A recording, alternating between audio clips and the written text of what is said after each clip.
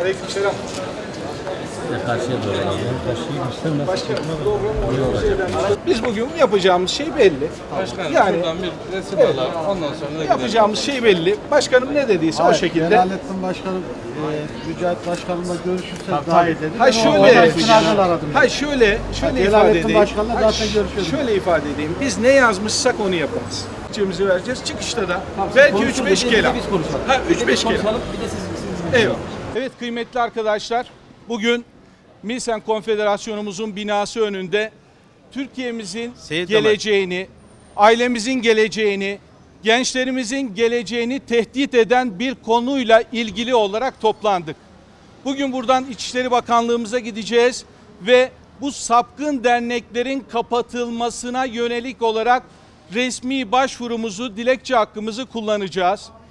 Bugün özellikle şunu ifade etmek istiyoruz. Türkiye'de maalesef son yıllarda önemli ölçüde dış kaynaklı desteklerin yardımıyla faaliyet gösteren bazı sapkın derneklerin aile yapımızı, gençlerimizi hedef aldığını üzülerek takip ediyoruz. Maalesef Türkiye'nin her bir yanında çeşitli etkinliklerle kendilerini göstermeye devam ediyorlar. Ve Türkiye'deki bu yaklaşımla Türkiye'de bazı şeyleri normalleştirmenin adımları atılıyor. Biz bu normalleştirmeye müsaade etmeyeceğiz. Ne gençlerimizi, ne geleceğimizi, ne de ailemizi bu insanlara kurban etmeyeceğiz. Özellikle gençleri hedef alan, gençleri kandıran, özgürlük adı altında bazı temaların altına gizlenen bu yapıları ifşa etmek mecburiyetimiz var. Baktığımızda yaptıkları eylemlerin tamamında sapıklığa yönlendirici faaliyetler olmasına karşın bugüne kadar bu derneklerle alakalı olarak resmi bir işlem başlatılmamış olmasından dolayı duyduğumuz üzüntüyü de ifade etmek istiyorum. Manevi, İlkeli ve Liyakatli Sendikalar Konfederasyonu ve bugün bize destek veren yine sendikamız var aramızda. Şunu özellikle ifade ediyoruz. Susmayacağız. Haksızlıklar karşısında asla suskunluk göstermeyeceğiz. Hiç kimse olmasa da biz buradayız, ben buradayım, biz bu yanlışlıkların karşısındayız diyeceğiz. Kimse bu ülkeyi sahipsiz zannetmesin. Kimse bu ülke üzerinde oyunlar oynamaya kalkmasın. Hepinize ilginizden dolayı teşekkür ediyorum. Katılımcı arkadaşlara da teşekkür ediyorum. Biz bu mücadeleyi canımız el verdiği müddetçe de sürdürmeye inşallah devam edeceğiz. Sizlere şunu hatırlatmak istiyoruz. Bizler manevi, ilkeli ve liyakatli bir sendika olarak Allah'ın izniyle son zamanlarda ülkemizin her bir il ve ilçesinde maalesef mantar gibi türeyen LGBT dernekleriyle mücadele etme konusunda dirliğimizi, birliğimizi ve buradaki kararlılığımızı mutlaka ama mutlaka göstereceğiz. MASAK raporlarında bile bu derneklere dışarıdan dünya kadar milyonlarca dolar fon aktarıldığını gördüğümüz ve bildiğimiz halde bu derneklere karşı herhangi bir yaptırımın olmamasını açıkçası anlamış değiliz. Bu dernekler ifsat faaliyeti yürütüyorlar. Sadece İstanbul'da veya Ankara'da değil, sadece işte 26 Haziran'da veya hafta sonu düzenleyecekleri onur yürüyüşleriyle değil, aziz milletimizi rencide edecek, İslam'a 1000 yıl hizmeti olmuş olan aziz milletimiz bu gelişmelerden çok rahatsız. Dolayısıyla biz bir sivil toplum örgütü olarak, MİL Diyanet Sen olarak ve Diyanet Sendikalı olarak ve Konfederasyon olarak İçişleri Bakanlığımızdan ve elbette ki Sayın Cumhurbaşkanımızdan talebimiz bu derneklerle ilgili, yani dışarıdan fonlanan bu derneklerin mutlaka araştırılmasını ve gerekli müeyyidelerin yapılmasını tavsiye ediyoruz. Çözüm nedir? Arkadaşlar çözüm bir an önce ahlak ve maneviyat ilkesinin devlet politikası haline dönüştürülmesidir. Çözüm nedir?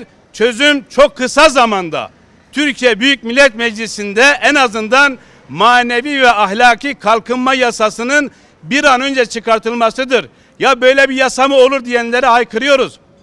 Eğer biz manevi ve ahlaki kalkınma yasasını çıkartır isek birçok bakanlığımıza, başta İçişleri Bakanlığımız olmak üzere, Aile Bakanlığı, RÜTÜK, Diyanet olmak üzere çeşitli bakanlık ve kurumlara dolayısıyla yeni yetkiler gelecek arkadaşlar. Bu yetkilerle biz sosyal medya başta olmak üzere dini değerlerimize hakaret edilen, aşağılanan bütün bu unsurlarla mücadele etmek zorundayız. Zinanın tekrar suç kapsamına alınması lazım kıymetli kardeşlerim. Evet, Milli Diyanet Sen'in de girişimleriyle, mücadelesiyle İstanbul Sözleşmesi'nden çekildik. Yetti mi? Maalesef yetmedi. Çünkü onu besleyen, İstanbul Sözleşmesi'ni besleyen ana damar dediğimiz, atar damar dediğimiz 6284 hala duruyor. Dolayısıyla 6284'ün de bir an önce tamamen değiştirilmesi, güncellenmesi, kendi örf, adet ve dini değerlerimize göre en azından isminin de değiştirilerek bir şekilde yeniden güncellenmesi lazım. Çünkü aileler dağılıyor. Bu anlamda Milli Diyanet Sen olarak biz elimizden gelen tüm gayreti göstereceğiz. LGBT derneklerine karşı, sapkın derneklere karşı her zaman ifade ettiğim bir gerçek var. Şunu da ifade ederek bitireyim. Sendikamın kapanacağını bilsen dahi bu derneklerle mücadele etmekten asla geri durmayacağım. Diyanet Birlik Sen Genel Başkanı sizlere hitap etsin. Bizim de İçişleri Bakanlığı'na vereceğimiz, hazırladığımız bu derneklerin kapatılmasıyla ilgili bir dilekçemiz var. Bu dilekçeyi biraz sonra bakanlığa götüreceğiz.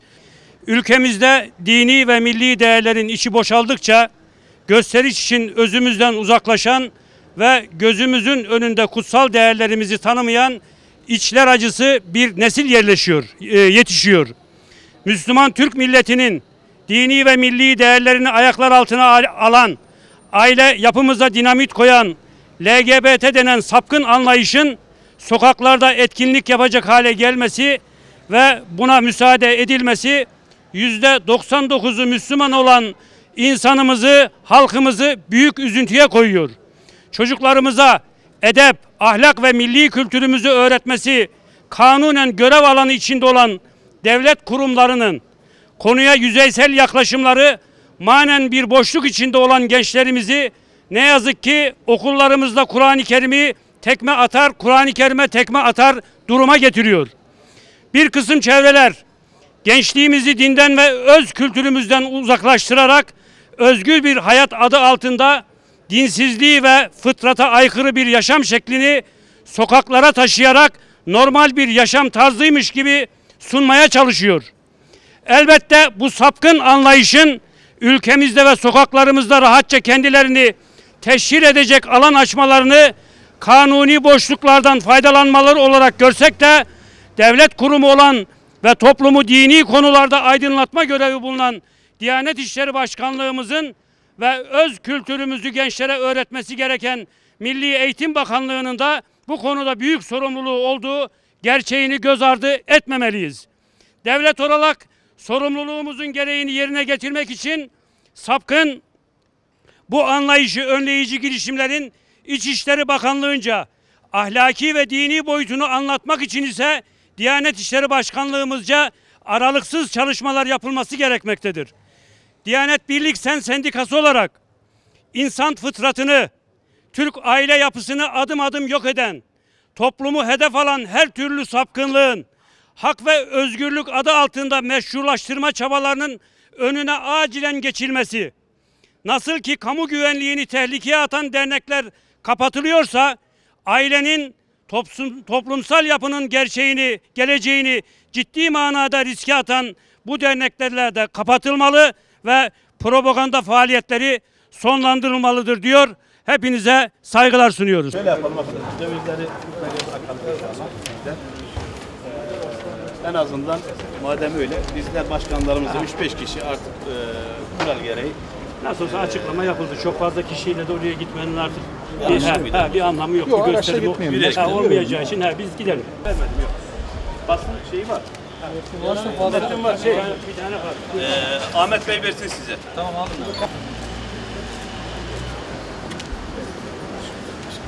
Yapıyı biliyor mu? Dedi 10-15 kişi dedi geçmeyelim dedi sana zahmet dedi.